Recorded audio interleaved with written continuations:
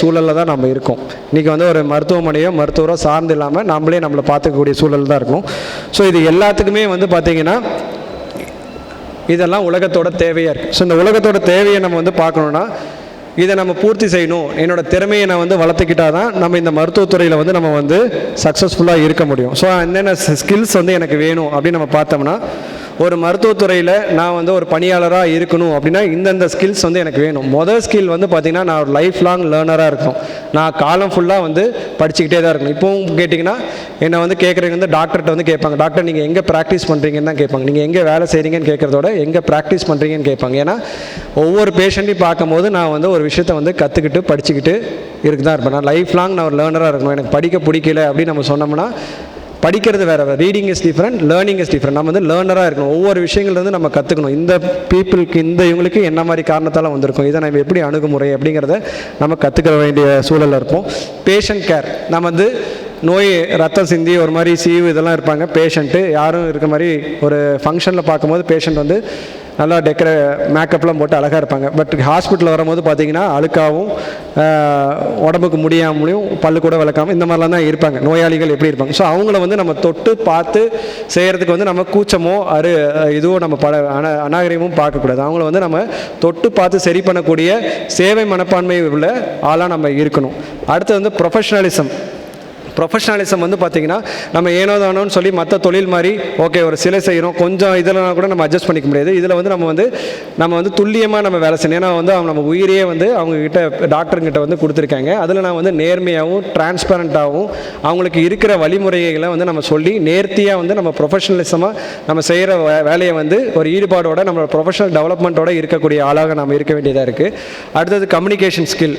So medicine வந்து ஒரு complex science. அந்த சயின்ஸை வந்து அந்த எளிய அதை பற்றி தெரிய பாமரனுக்கு கொண்டு போய் சேர்க்கக்கூடிய நம்மளோட ஆர்ட்ஸ், நம்மளோட கலையை வந்து நம்ம வளர்த்துக்கக்கூடிய ஆளாக இருக்கணும். ஸோ எளிய முறையில் அவங்களுக்கு கொண்டு போய் சேர்க்கக்கூடிய ஆளாக, கம்யூனிகேட் பண்ணக்கூடிய ஆளாக இருக்கணும். Adhere to the system. நான் வந்து பார்த்தீங்கன்னா ஒரு கிளினிக் வச்சிட்டேன், நான் படிச்சிட்டேன் அப்படின்னு சொல்லிட்டு நான் தன்னை போல் நான் வந்து வேலை செய்ய முடியாது. நான் ஒரு சிஸ்டத்துக்குள்ளே தான் நான் கட்டுப்பட்டிருப்பேன். ஒரு கவர்மெண்ட் சிஸ்டம் இருக்கும், ஒரு கிளினிக்கல் எஸ்டாப்ளிஷ்மெண்ட் இருக்கும். இந்த சிஸ்டத்துக்குள்ளே தான் என்னால் வந்து செயல்பட முடியும். தன்னிச்சையாக நான் பாட்டு போய் ஒரு மருந்து எடுத்தோ ஒரு இதை எடுத்தோ நம்ம பண்ண முடியாது. இது வந்து மக்களுக்கு நல்லது நான் செய்கிற வைத்தியத்தினால அவங்களுக்கு நல்லது செய்யணும், கெட்டது நடக்கக்கூடாது. இதுதான் வந்து அடிப்படை. இந்த சிஸ்டத்துக்குள்ளே தான் நான் வந்து செயல்படணும். நான் வந்து ஒரு சுப்பீரியராக நான் வந்து வேலை செய்ய முடியும். எனக்கு மேலே ஒரு சுப்பீரியர் யாருமே எப்போவுமே இருந்துக்கிட்டே தான் இருப்பாங்க. ஸோ இந்த சிஸ்டத்துக்குள்ளே தான் நம்ம வந்து வேலை செய்ய முடியும். அடுத்தது நம்ம லீடர்ஷிப் குவாலிட்டி. இப்போ சப்போஸ் நம்ம ஏதோ ஒரு பிரச்சனை நடக்குது, ஒரு ப்ராப்ளம் வருது அப்படின்னா மெடிக்கல் ஃபீல்டில் வந்து நிறைய பிரச்சனை. ஸோ அதை வந்து நம்ம முன்னின்று நம்ம போய் எடுத்து நின்று செய்யக்கூடிய லீடர்ஷிப் குவாலிட்டியாக இருக்கணும். நம்ம டீமை வந்து வழி நடத்தக்கூடிய ஒரு டீமில் ஒருத்தராக நம்ம இருக்கணும். எப்பவுமே டாக்டர் ஒன்று சொல்கிறாங்க, நர்ஸ் ஒன்று செய்கிறாங்க, நர்ஸ் ஒன்று சொல்கிறாங்க, டாக்டர் ஏற்றுக்க மாட்டேங்கிறாங்க, நாம ஒன்று சொல்கிறோம். ஸோ இந்த மாதிரி ஒரு டீம் ஒர்க்கில் தான் நம்ம எப்போவுமே நம்ம இருப்போம். தனியாலாம் நம்ம வந்து எப்போவுமே இருக்க மாட்டோம். ஸோ இந்த மாதிரி ஸ்கில்ஸ் எல்லாம் நம்ம சேர்ந்தால் தான் நம்ம வந்து இந்த மருத்துவத்துறையில் வந்து சக்ஸஸ்ஃபுல்லாக அடைய முடியும். ஸோ நம்ம பார்த்தோம், இந்த நம்ம படிப்போட பர்பஸ் என்ன, சந்தோஷமாகவும் வாழ்நாள் நீடிக்கக்கூடியதாகவும் அர்த்தமுள்ளதாகவும் மாற்றிக்கிறது. ரெண்டாவது வந்து அப்படி இருக்கணும்னா நம்ம வந்து உலகத்தின் தேவை, நம்ம வந்து செய்கிற வேலையை வந்து விரும்பி செய்யணும். ஃபார் எக்ஸாம்பிள் இப்போ இங்கே இருக்க எல்லாத்துக்குமே வந்து பார்த்திங்கன்னா உணவு நம்ம சாப்பிட்டதுக்கப்புறம் தொண்டைக்கு கீழே போனதுக்கப்புறம் என்ன மாதிரியான மாறுது அப்படிங்கிற ஒரு நான் வீடியோ போட்டேன்னா கண்டிப்பாக எல்லாமே விரும்பி தான் பார்ப்பாங்க. ஒரு நோய் வருது, ஐசியூவில் ஒரு பேஷண்ட் இருக்காங்க, அவங்க உடம்புல என்ன நடந்துகிட்ருக்கு, என்ன மாதிரி மருந்து வேலை செய்யுது, தொடர்ந்து எப்படி இம்ப்ரூவ் ஆகுது, அதை பற்றி பேசினா கண்டிப்பாக மக்கள் விரும்பி தான் பார்ப்பாங்க. இந்த நாலேஜை வந்து வளர்த்துக்கணும். மெடிக்கல் நாலேஜை வளர்த்துக்கிறதுக்கு எல்லாத்துக்குமே ஒரு ஆர்வம் இருக்க தான் செய்யுது. எப்படி நம்ம உடம்பு நல்லா வச்சுக்கணும், எப்படி வச்சுக்கணும். எல்லாருமே இன்றைக்கி பார்த்தீங்கன்னா டாக்டர் மாதிரி தான் வந்து பக்கத்து வீட்டில் இருக்கீங்க, நம்ம வீட்டில் இருக்கீங்க, நம்மளே வந்து பார்த்திங்கன்னா மற்றவங்களுக்கு அட்வைஸ் பண்ணிட்டு தான் இருப்போம். ஒரு மருத்துவ சேவையில் நம்ம ஈடுபட்டுட்டு தான் இருப்போம். இங்கே போய் பாருங்கள், அங்கே போய் பாருங்கள், இன்ஃபர்மேஷன் கொடுத்து தான் இருப்போம். அப்படி இருந்தாலும் நம்ம இந்த திறமைகளெல்லாம் நம்ம இருந்தால் தான் நம்ம மறுபடியும் சந்தோஷமாக இருப்போம். இப்போ மூணாவது அந்த இதில் வந்து நம்ம பார்க்குறோம், இதுதான் முக்கியமானது, எல்லோரும் விரும்பக்கூடிய விஷயம். இதோட மைய கருத்துக்கே நம்ம வரோம். What we can be paid for. நான் இந்த வேலையை சேவையாக மட்டும் நான் செய்ய முடியாது, நான் இதை ஒரு வருமானமாகவும் சம்பாதிக்கணும், எனக்கு ஒரு பட்டமும் வேணும் அப்படிங்கிற மாதிரி நம்ம இருக்கும் போது என்னென்ன துறைகளை நம்ம தேர்ந்தெடுக்கலாம்.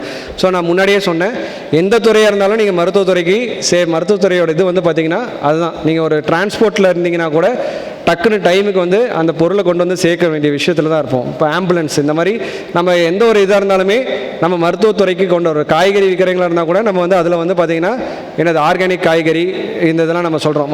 ஒரு சிறிதாக எந்த நீங்கள் துறையாக இருந்தாலுமே மருத்துவத்துறையில் நீங்கள் வந்து கான்ட்ரிபியூட் பண்ணலாம். நீங்கள் இன்ஜினியராக இருந்தாலுமே இருக்கிற technologies biomedical, electrical engineering, electronics engineering, இந்த மாதிரி சிவில் இன்ஜினியரிங் இன்றைக்கி வந்து வீடு கட்டுமான கலையிலேயே வந்து பார்த்திங்கன்னா ஆரோக்கியமான நிலையை நோக்கி போயிட்டுருக்கு. ஸோ நீங்கள் கான்ட்ரிபியூட் பண்ணலாம். அதில் நம்ம கோரான விஷயங்கள் வந்து 2 மட்டும் தான் நம்ம பார்க்க போகிறோம். ஒன்று வந்து பார்த்திங்கன்னா மெடிக்கல் ஃபீல்டில் அலோபதின்னு ஒன்று சொல்கிறோம். இன்னொன்று வந்து பார்த்திங்கன்னா நம்ம நாட்டில் வந்து ஆயுஷ் அப்படின்னு சொல்ல ட்ரெடிஷ்னல் மெடிசின்ஸ்க்கும் நமக்கு நாட்டில் வந்து இம்பார்ட்டன்ஸ் கொடுத்து அதுக்கு வந்து பார்த்திங்கன்னா முன்னாடி அதாவது பழங்காலத்திலே வந்து பார்த்திங்கன்னா பல நோய்கள் மனிதர் உருவானதுலேருந்தே நோய் உருவானதை பார்த்தோம். அந்த நோய்களுக்கு அப்பப்போவே வந்து பார்த்திங்கன்னா நல்ல அருமையான வழிமுறைகளும் வழிவகைகளும் சொல்லியிருக்காங்க. அந்த வழிவகைகளில் இருக்கிற விஷயங்கள் வந்து பார்த்திங்கன்னா குலக்கல்வி இந்த மாதிரி சில விஷயங்கள்னால வந்து இல்லாதனால அதெல்லாம் அழிஞ்சிருந்தது. அதெல்லாம் இன்றைக்கி வந்து ஆராய்ச்சி பண்ணி தொகுத்து ஒரு கோர்ஸாக வந்து மாற்றிருக்காங்க. அதில் வந்து பெரும் முயற்சி வந்து நடந்துக்கிட்டே தான் இருக்குது. அந்த மாதிரியான கோர்ஸ் என்ன இருக்குது, அலோபதி என்ன இருக்குதுன்னு நம்ம பார்க்க போகிறோம். ஸோ ஆயுஷில் நம்ம ஃபஸ்ட்டு நம்ம பார்க்க போகிறது வந்து பார்த்திங்கன்னா ஆயுர்வேதா, யோகா, நேச்சுரோபதி, யுனானி, சித்தா, ஹோமியோபதி இது எல்லாமே இருக்குது. இது எல்லாமே வந்து பார்த்திங்கன்னா ஒரு 5 வருஷம் படிப்பு தான். மருத்துவ MBBS ஈக்குவலாக இன்றைக்கி வந்து மக்கள் வந்து இந்த விழிப்புணர்வுலாம் அதிகமாகறனாலையும் ஹெல்த் சிஸ்டம் வந்து இன்னும் டிஃபைன் ஆகிறனாலையும் அவங்களுக்கு ஒரு தனி மினிஸ்ட்ரி அனுப்பிச்சு அவங்களுக்கு ஒரு ஃபண்ட் அமைச்சு நிறைய டெவலப்மெண்ட் வர கொரோனா இந்த மாதிரி சமயத்தில் இவங்களோட பங்கை வந்து நம்ம வந்து எல்லாருமே கண்கூட பார்த்தாங்க. ஸோ இன்றைக்கி வந்து பார்த்திங்கன்னா கவர்மெண்ட்லேயும் வந்து பார்த்திங்கன்னா ஆயுர்வேதா, சித்தா, ஹோமியோபதி இவங்களுக்கு வேலைவாய்ப்பு இருக்குது. ப்ரைவேட் ஹாஸ்பிட்டல்ஸும் இருக்குது. ஓனாக கிளினிக் வச்சாலும் இன்றைக்கி மக்கள் வந்து அவங்களோட நம்பி போய் இன்றைக்கி வந்து ட்ரீட்மெண்ட் எடுக்கிறத நிறைய விஷயங்களுக்கு வந்து பார்த்திங்கன்னா தீர்வு காண்றதை வந்து நம்ம பார்த்துட்டு தான் இருக்கோம். ஸோ அதே மாதிரி அவங்களுக்கும் வேலைவாய்ப்பு வந்து அதிகமாக இருக்குது. நெக்ஸ்ட்டு வந்து பார்த்திங்கன்னா அலோபதி சிஸ்டத்தில் வந்து 4ஆக பிரிக்கிறாங்க. ஒன்று MBBS அண்ட் ஈக்குவலன்ஸு, மேஜராக இருக்க டிவிஷன் மட்டும் சொல்கிறேன். அப்புறம் BDS பல் டாக்டரு, அடுத்து வந்து நர்சிங் அதாவது வந்து பேஷண்ட் கேர், ஹாஸ்பிட்டலில் பெட் சைடில் பேஷண்ட் கூட இருந்து அவங்களுக்கு தேவையான கேர் கொடுக்குறீங்க. உங்களோட அலைடு ஹெல்த் சயின்சஸ்னால் பேஷண்ட் கேர் கொடுப்பாங்க. ஆனால் அவங்க வந்து மோஸ்ட் ஆஃப் த டைம் வந்து பார்த்திங்கன்னா ஏதோ ஒரு இன்ஸ்ட்ருமெண்ட் டெக்னாலஜியை வந்து ஒரு எக்யூப்மெண்ட்டை ஹேண்டில் பண்ணுறவங்களா இருப்பாங்க. இப்படி தான் அவங்க பிரிக்கிறாங்க. ஸோ அடுத்தது வந்து பார்த்திங்கன்னா அலைடு ஹெல்த் சயின்சஸில் வந்து நம்ம ஃபஸ்ட்டு நம்ம பார்க்குறோம் ஃபார்ம் டி. இப்போ வந்து நிறைய பேருக்கு வந்து பார்த்திங்கன்னா நீட் வந்து வேணாம் அப்படிங்கிற மாதிரி யோசிக்கிறாங்க. நீட் வேணான்னு யோசிக்கிறீங்க இவங்க வந்து பார்த்திங்கன்னா இந்த அலைடல் சென்சஸ் வந்து ஒரு நல்ல ஒரு ஆப்ஷனாக இருக்கும். அதில் வந்து ஃபஸ்ட்டு இருக்கிறது வந்து நல்ல ஒரு சம்பளம் ப்ளஸ் நல்ல ஒரு அங்கீகாரம் கிடைக்கிறது வந்து பார்த்திங்கன்னா ஃபார்ம் டி. இது வந்து 6 வருஷம் படிப்பு. இது நம்ம படித்தோடனையும் நம்ம வந்து பார்த்திங்கன்னா வருஷம் வந்து 6 லட்சத்துலேருந்து 30 லட்சம் வரைக்கும் அவங்களும் சம்பாதிக்கிறாங்க. இவங்களும் வந்து பார்த்திங்கன்னா தனியாகவே வந்து ஒரு கம்பெனி ஆரம்பிக்கலாம், ஃபார்மா இது வைக்கலாம், இல்லை வந்து அவங்க போய் பார்த்திங்கன்னா ரிசர்ச் அண்ட் இதில் வந்து ஒவ்வொரு இண்டஸ்ட்ரியில் வேலை செய்யலாம். அதே மாதிரி விஜிலன்ஸில் வந்து அவங்க போகலாம்.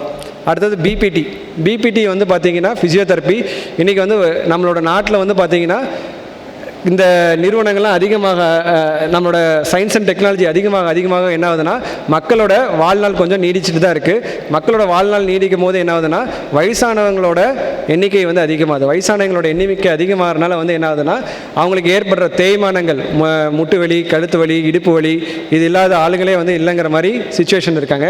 அவங்களுக்கு வந்து இந்த எண்முறை சிகிச்சை முறையில் வந்து பார்த்திங்கன்னா இன்றைக்கி வந்து நல்ல ஒரு வரவேற்பு வந்திருக்கு. அதே மாதிரி டயபெட்டிஸ், ஹைப்பர் டென்ஷன் இந்த மாதிரி டிசபிலிட்டி, ஆக்சிடென்ட்ஸ் இந்த மாதிரி ஆனதுக்கப்புறமும் இந்த இன்ஜுரி, ஸ்போர்ட்ஸ் இதுக்கெல்லாம் இன்றைக்கி இம்பார்ட்டன்ஸ் அதிகமாக பிபிடி கோர்சஸ் வந்து அடுத்தபடியாக வந்து அதாவது என்னென்னா ஃபார்ம் டிக்கு அடுத்ததாக வந்து பார்த்திங்கன்னா பிபிடி வந்து நல்ல ஒரு நிலையில் இருக்குது. இவங்களும் வந்து பார்த்திங்கன்னா தன்னிச்சையாக வந்து கிளினிக் வைக்கலாம், இல்லை ஒரு டாக்டர் இதுக்கப்புறமும் ஸ்பெஷலைசேஷனும் படிக்கலாம். MPT வந்து படிக்கலாம், நியூரோ, ஆர்த்தோன்னு அவங்களுக்கும் ஸ்பெஷலைசேஷன் இருக்குது, PhD இருக்குது. இவங்க முடித்ததுக்கப்புறம் மருத்துவக் கல்லூரியிலையும் ஆசிரியர்களாக உதவி பேராசிரியராகவும் போகலாம், தனியாகவும் வைக்கலாம், இல்லை ஒரு பாலி கிளினிக்லையும் வைக்கலாம். அரசாங்க வேலையும் இன்றைக்கி வந்து அதிகமாக இருக்குது. வெளிநாடுகளிலும் நியூசிலாந்து, ஆஸ்திரேலியா, யூரோப்பு இந்த மாதிரி கண்ட்ரீஸில் வந்து பார்த்திங்கன்னா அவங்களோட வேலைவாய்ப்பு தேவைகளும் அதிகமாக இருக்குது. அடுத்தது வந்து பார்த்திங்கன்னா பிஃபார்ம் வந்து பார்த்திங்கன்னா நெக்ஸ்ட்டு வந்து ஃபார்ம் டிக்கு அடுத்தது. இது வந்து பார்த்திங்கன்னா இது ஒரு 4 வருஷம் படிப்பு. இது முடிச்சோன்னதுக்கப்புறம் வந்து நம்ம ஃபார்மசி வைக்கலாம், ட்ரக் கம்பெனி ஆரம்பிக்கலாம், இல்லை டிஸ்ட்ரிபியூட்டராக இருக்கலாம், இல்லை இதுவாக மாறலாம். Thank you. Drug authority of India, FSSI இதில் வந்து பார்த்திங்கன்னா நம்ம வந்து ஒரு இன்ஸ்பெக்டர், ட்ரக் இன்ஸ்பெக்டர் இந்த மாதிரி வேலைக்கெல்லாம் போகலாம். அதே மாதிரி இப்போ தனியார் நிறுவனங்கள்லாம் அதிகமாக, மெடிக்கல் காலேஜஸ்லாம் அதிகமாக வருது. அதில் வந்து அலைடு ஹெல்த் சயின்சஸ் கோர்சஸும் அதிகமாக இருக்குது. அதில் நம்ம வந்து ஒரு ப்ரொஃபஸராகவும், அசிஸ்டன்ட் ப்ரொஃபஸர், பிரின்சிபல் இந்த மாதிரிலாம் வேலைவாய்ப்பு அதுலேயும் அதிகமாக இருக்குது. நெக்ஸ்ட் வந்து பார்த்தீங்கன்னா பிஎஸ்சி டெக்னீஷியன் கோர்சஸ் அதை நம்ம விரிவாக பார்ப்போம். அதே இது diploma courses. BSc technician courses 4 வருஷம் 3 வருஷம் படிப்பு இருக்குது. சில இதில் 3 வருஷம் கொடுக்குறாங்க, சில இது இன்டர்ன்ஷிப்போட 4 வருஷம் இருக்குது. இதுவும் வந்து அரசாங்கத்துலேயும் இருக்குது, தனியார் நிறுவனங்கள்லையும் இருக்குது. அதே மாதிரி இது படித்ததுக்கப்புறமும் நம்ம வந்து வருஷம் வந்து பார்த்திங்கன்னா 2 லட்சத்துலேருந்து 10 லட்சம் வரைக்கும் சம்பாதிக்கலாம்.